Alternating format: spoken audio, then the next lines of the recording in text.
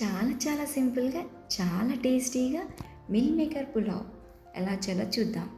తింటే మాత్రం వారే వానాల్సిందే, అలా ఉంది రుచిలో.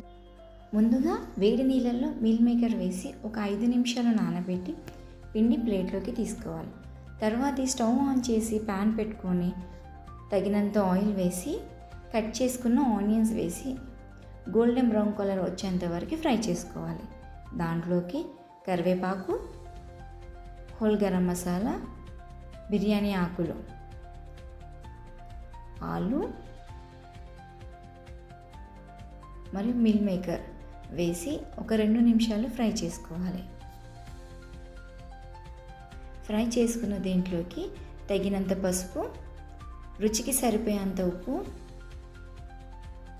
టమాటో, అల్లం వెల్లుల్లి పేస్ట్ ఇవన్నీ యాడ్ చేసి మంచిగా ఫ్రై చేసుకోవాలి. లో ఫ్లేమ్లో మాత్రమే చేయండి. తర్వాత రుచికి సరిపోయేంత కారం.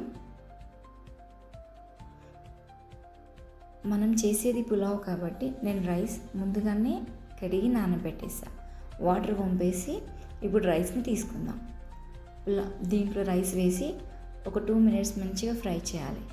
ఫ్రై చేసిన దాన్ని మూత పెట్టి అలా వదిలేసేయండి. అప్పుడు దాని ఫ్లేవర్స్ అనేది రైస్కి మంచిగా పడుతుందన్నమాట.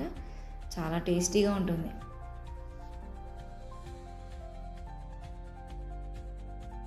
ఒక గ్లాస్ రైస్కి 1.5 గ్లాస్ వాటర్ వేసుకుంటే రైస్ చాలా మంచిగా పొడి పొడిగా స్మూత్గా వస్తుంది.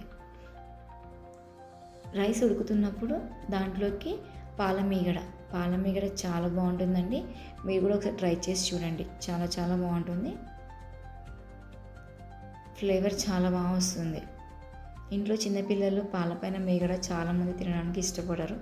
ఇలా కర్రీస్లలో, రైస్లలో వేయండి, చాలా టేస్టీగా ఉంటుంది. దాంట్లోకి ధనియా పౌడర్ వేసి ఒక 2 నిమిషాలు కలిపి మూత పెట్టేసేయండి.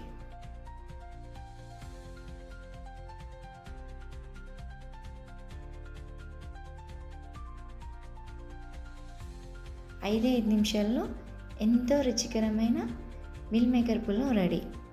టేస్ట్లో మాత్రం ఆహా అనాల్సిందే, అలా ఉంది టేస్ట్. చాలా బాగుందండి. దీనికి ఆనియన్ పెరుగుతో కాంబినేషన్లో తింటే చాలా బాగుంది. మీరు కనుక నా ఛానల్ని ఫస్ట్ టైం చూసినట్టే ప్లీజ్ లైక్ చేయండి, షేర్ చేయండి and subscribe to my channel. Thank you for watching me.